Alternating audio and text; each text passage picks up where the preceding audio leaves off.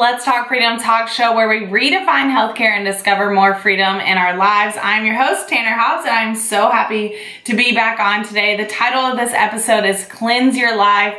We're talking about decluttering our lives. Even the word, talking about this makes me already feel better. Just talking about it and breaking this down into topics. And I have some stuff written out, some notes for today's episode that I really want to hit on when it comes to cleansing our lives. But before I do so, I do like to go back and kind of recap the last episode, because it's always nice to kind of feed off of that as we talk about this next topic, because that's the thing about life. Everything just kind of intertwines together some way or another, and I love going back and recapping. So episode 2, it was titled Playing the Long Game. And we talked about how, so many people have this dieting mindset or are stuck in this dieting culture that our world has evolved into believing now. And I just was really honing in on ditching the diets and really focusing on this lifestyle and how to create a lifestyle that you love, a lifestyle that you feel good about, a lifestyle that doesn't stress you out, and where you can just feel really good in your own body every single day. And one thing we noticed is that we had to find the root of the issue. Why do we always go back to the diets? Why do we always have these ups and downs? Why do we always start back at ground zero? And we figured out that a lot of it is the mindset. And we are always focusing on these actions, but we're completely forgetting to practice our thoughts. We focus on the workouts and eating healthy for a given period of time. But in the midst of all that, we're not working on our minds. Our minds never shift. And that's why we always go back to where we were. We go back to our old habits and all that stuff. So I talked about watering the roots. And what I kind of left you all with were some actions to do on how to water the roots in your life and what that looks like. And one of the things we talked about was creating a really good morning routine for yourself. Something you can do first thing in the morning when you get up, and just start your day off really strong with a really good mindset. We talked about creating new habits in your life and new environments and getting rid of old habits and replacing them with really good habits.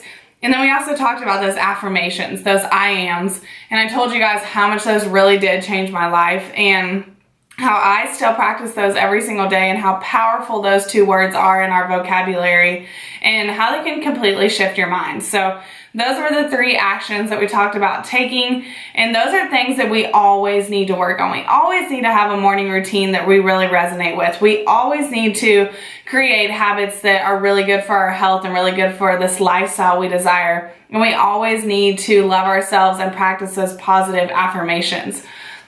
But before I forget to, screenshot that you are watching this video and hashtag Chasing Freedom. Put this on your Instagram story or on your Facebook page or something, because the best way we can teach or show people about this show and help them to chase more freedom in their lives is to share it with one another. And I really would love it if you all could help me do so. So if you have time, just pause this, screenshot it, and go throw it on your story, and then come back and listen to episode 3 talking about cleansing your life.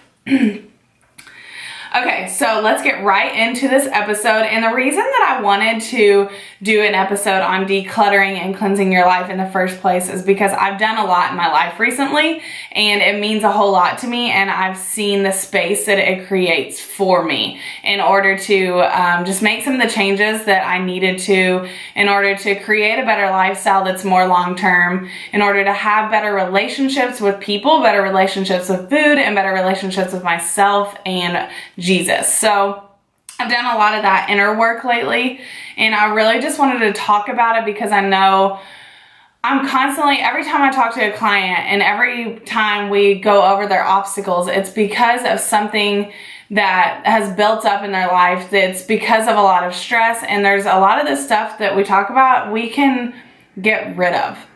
And it's just clutter, and it's just fogging the lenses of our glasses that we can't see what's ahead, and we have no idea what we're capable of creating for ourselves. So the thing about decluttering and the thing about cleansing a lot of times is that it's just really hard to do.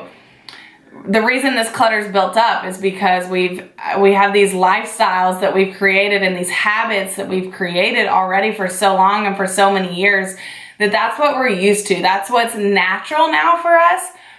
And so decluttering and getting rid of a lot of those things is unnatural, and that's just really hard to do, but it's really necessary to do. And for how hard it's going to be, the freedom you're going to find and the space you're going to find within is so worth the hardships that you're going to go through. So I kind of broke this up into categories just because I thought it would be easier to focus on one category at a time than to just talk about decluttering your life and just throwing so much at you and you guys leaving this episode and being like, what? Okay, cool, but what the heck do I do now? So when I bring up a category, I want you to think about that category in your life and excuse me, and if there's any clutter in your life around that category and if you need to do some cleansing. I just ate, by the way, this is so random, but I just ate the best dinner ever, and I share a lot of my full days of eating on my Instagram story. If you don't follow me, shameless plug, at Trainer Tanner, I do share a lot of my food, but I just made the best, like, vegan quesadilla known to man, so check me out on the Insta story, because I post a lot of those recipes too in those highlight stories, which whoever runs Instagram or whoever comes up with all these new ideas and things is absolutely genius. Everything they've come up with, I'm just like, why didn't I think of that? Anyways, back to topic. That's what I want to talk about is food. That's where we're going to talk about decluttering. That's where we're going to talk about cleansing. I think a lot of people, when they hear cleansing in general, they think of food or they think of like cleansing the inside of your body or the outside of your body. But let's talk about food for a second. And when I think back to my food journey, I think back to the time that I was like way one way on both ends of the spectrum, if that makes sense. So I was a super, super, super clean eater when I first got into college my freshman year, when I was in charge of all my food and I had gotten hurt and I was scared I was going to get fat and all this stuff. I only ate super clean foods. And if other foods were around me, I got really stressed out and really anxious and I was just missing part of life because I got so worked up around food. I would only eat clean foods and that was that. And then I've been on the other end of the spectrum where I let really loose, and on the weekends I ate like crap and drank alcohol and had fried foods and ate really in the wee hours of the night and felt like complete crap and would try to run that off the next morning. It was another vicious cycle. So I've been on both sides, and one thing I know, and what I know now from finding a better balance per se between the two, is that clean foods do make me feel better. And unclean or cluttery foods that cause inflammation in our body or whatever do not make me feel good. And a perfect example is Easter, which was just yesterday actually. And for breakfast, I had Starburst jelly beans. I've been talking about Starburst jelly beans since last Easter. I only eat them on Easter. We gave up sweets in general for 40 days and 40 nights as a small group with our church. And so for breakfast, I couldn't wait. Like, I thought about it when I was going to bed the night before, and I woke up, first thing on my mind, I was like, oh my gosh, I get Starburst jelly beans. Today is the day. Like, this is going to be the best day of my life. I'm going to be so happy because for breakfast, I get Starburst jelly beans, and then I get to go listen to worship music and go to church, and then we have an Easter meal, and today's going to be the best day ever. Well, this just proves like the power of food, and it really did. Like, it was one of those things, like, I probably overate the jelly beans and it wasn't worth it, and I worked myself up a little too much, but it was a really good lesson for me because it taught me about how powerful food is. Anyways, I ate the jelly beans. I was miserable. I had the worst headache. I was so grumpy all day long. I felt yucky in all ways. I felt so gross. And I know that sounds really dramatic, but I ate too many jelly beans. Couldn't even look at them after that. Nothing sounded good after that. I had just a bad headache. It was just not good. And I was like, man, that is crazy. Like, a half a cup of jelly beans, which is kind of a lot, but a half a cup of jelly beans and I feel this bad. Like, food must be, there's something. People say that clean foods is overrated and there's really flexible dieters that try to fit tons of donuts and Pop-Tarts and stuff, but for me at least, I know my body loves foods that cleanse it, foods that make it energized, and that's what I want to talk about here is foods that clutter your body versus foods that cleanse your body. And while I don't think you need to be extreme one way or the other, I do think majority of the things that you eat need to be foods that cleanse your body, foods that make you feel really good. These kind of foods make me feel energized. They make me feel happier. They make me feel sharper and smarter and wittier and more clear in my head. I have way more clarity in my life. They make me feel super optimal. They make me feel super productive throughout the day. They make my workouts better. They make my career and my creativeness so much better. And because of all that, it's super important the majority of my diet comes from foods like this. So foods like vegetables, fruits, nuts and seeds, legumes, beans, good protein sources, water. I always say that's my secret to success is lots of water. But those are the foods that are going to cleanse your body and make you feel really good. The foods that are going to clutter your body, the foods that are going to cause a bunch of inflammation and make you really tired and just make you feel kind of slow and make worse decisions the more you eat them are fried foods, really high sugar foods, really processed foods, soda pops, dairy and gluten if you have intolerances. Those kind of foods are the foods that are going to clutter up your body and make you feel yucky. So when you're looking at food and decluttering and cleansing, kind of take a look at your diet and look at how much of each of those food categories you're eating. How much cluttery foods are you eating and how much cleansing and decluttering foods for your body are you eating? And I want you to notice the difference in your body. So yesterday I felt like really hungover, if that makes sense, from all that sugar. And I was just like, the power of food blows my mind.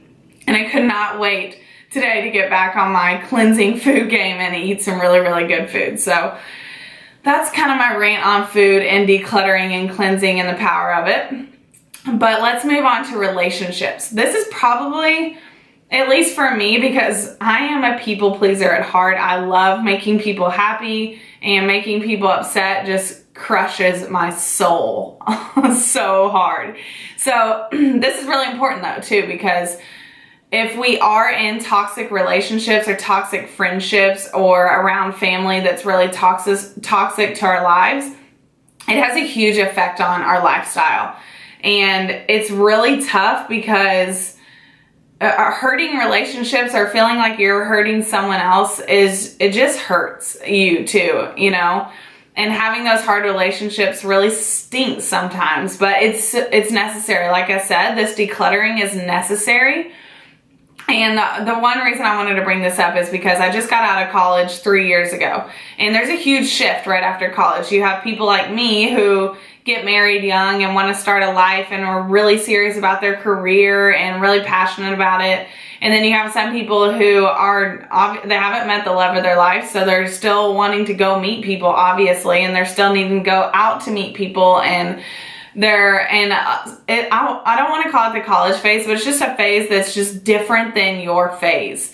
And so you're on these two different phases, but you in college were on really close phases. And this probably goes for any age. Like everyone goes through different phases of life.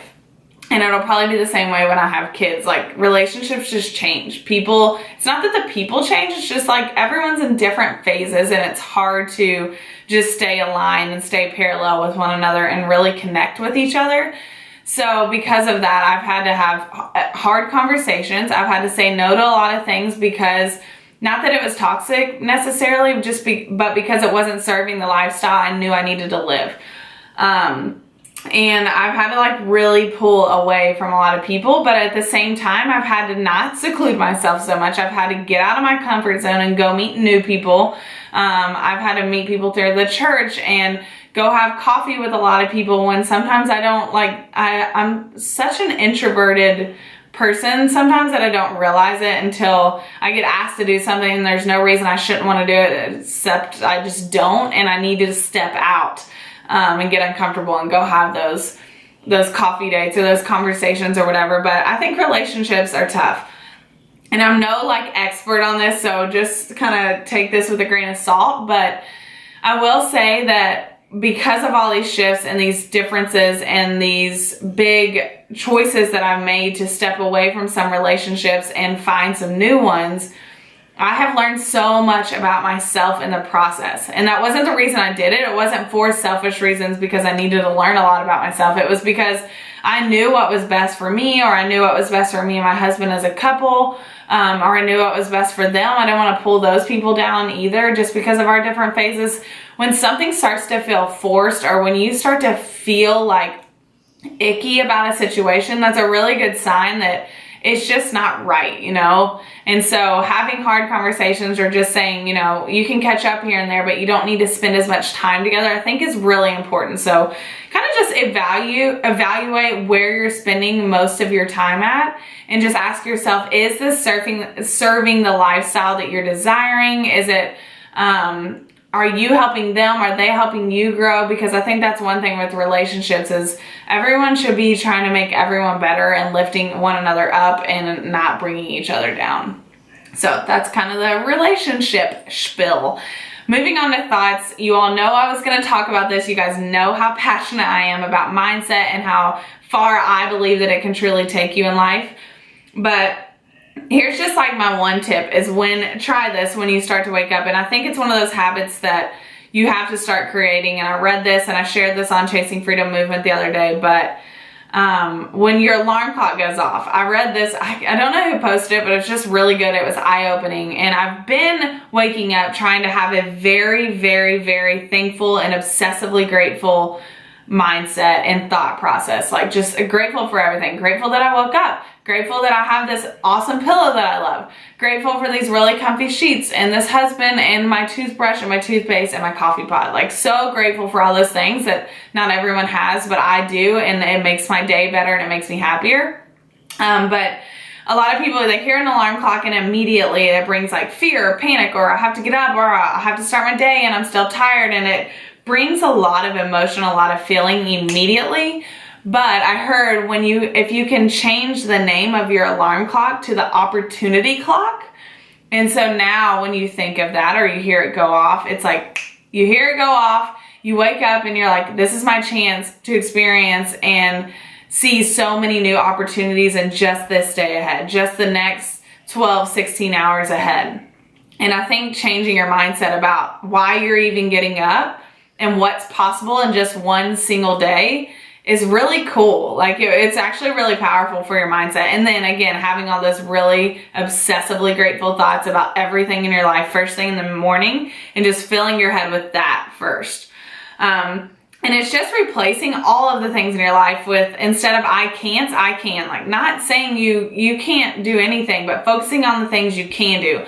Focusing on the actions you can take. Focusing on the foods you can eat.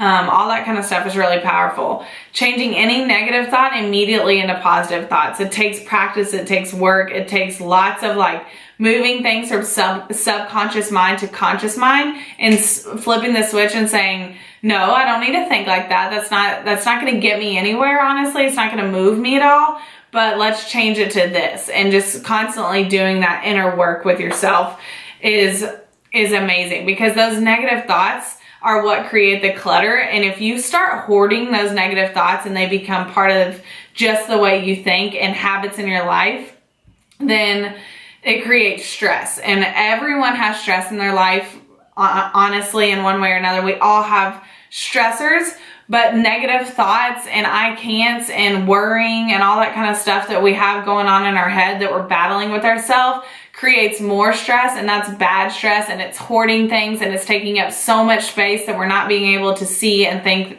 things that are going to help us become better.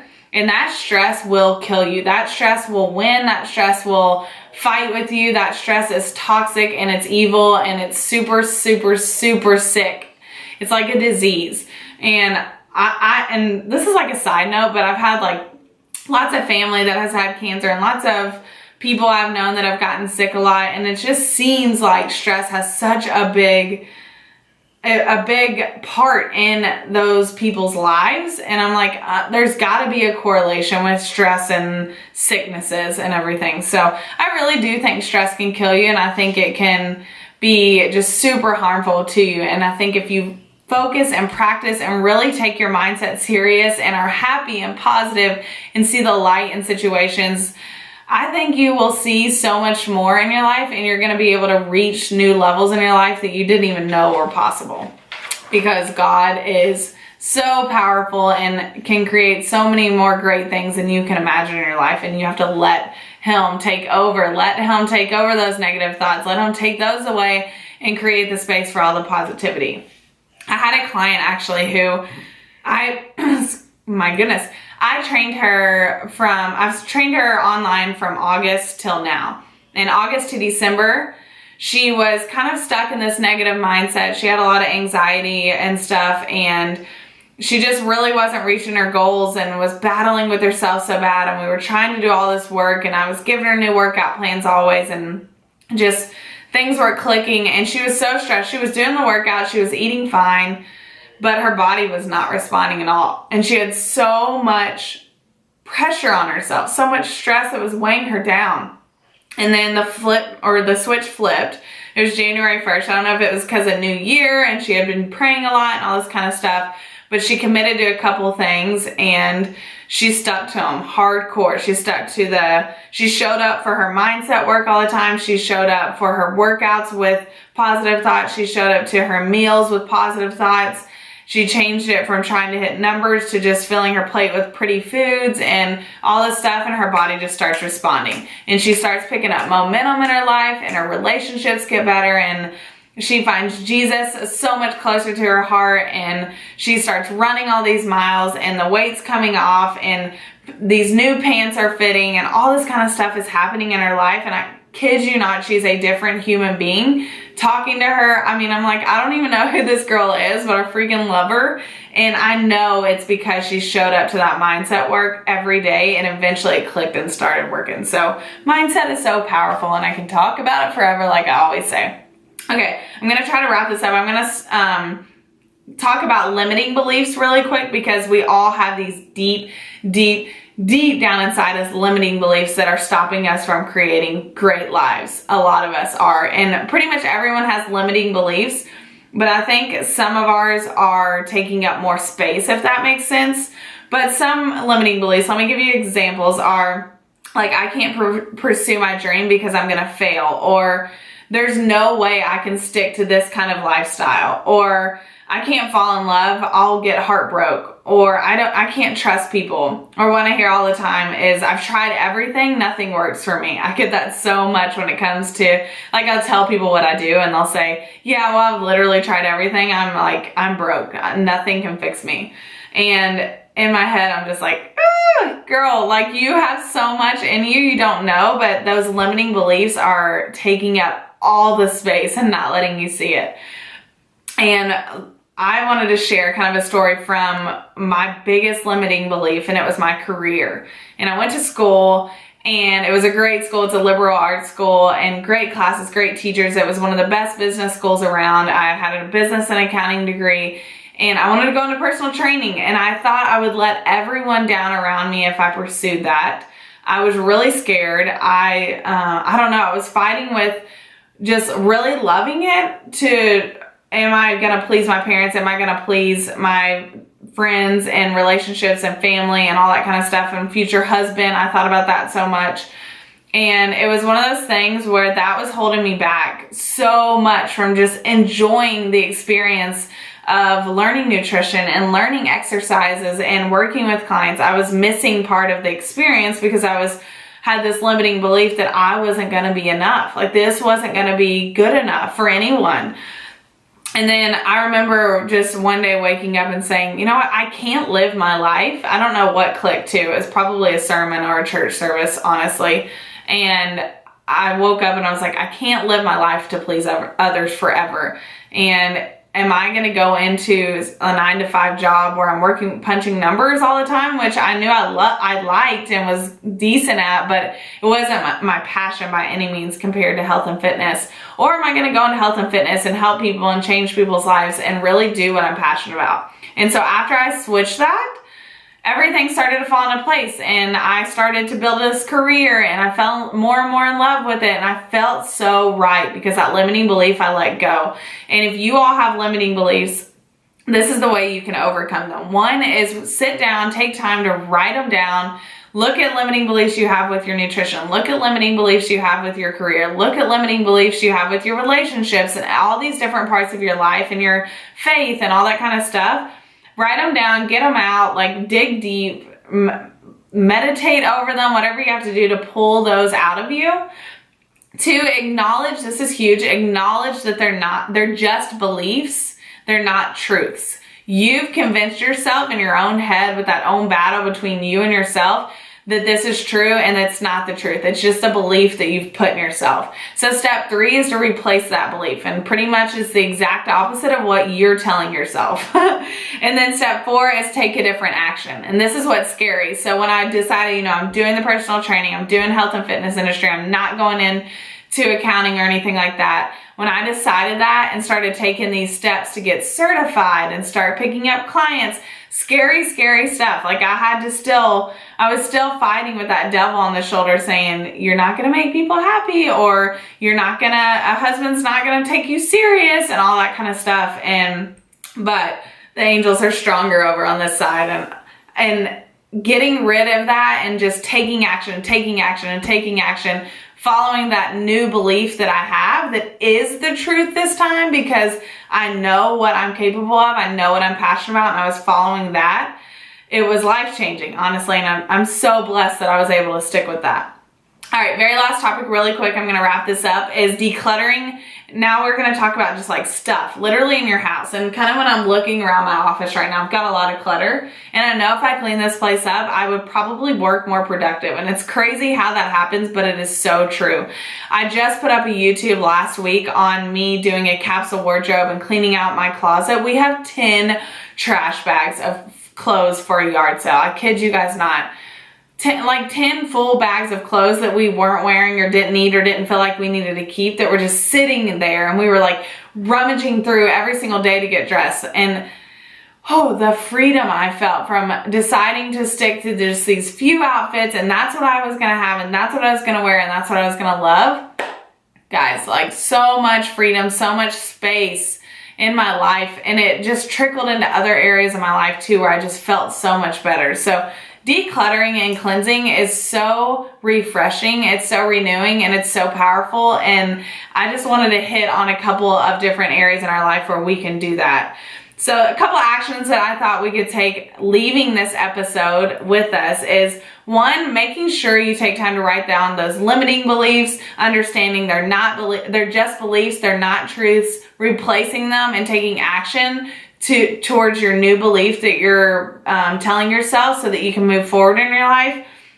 And then looking at different areas of your life and writing down where you can declutter. Writing down where you can cleanse in your life and make yourself feel better, and make space to grow, make space to chase more freedom, make space to experience a better version of yourself. So the next episode is going to be, it's time to chase freedom.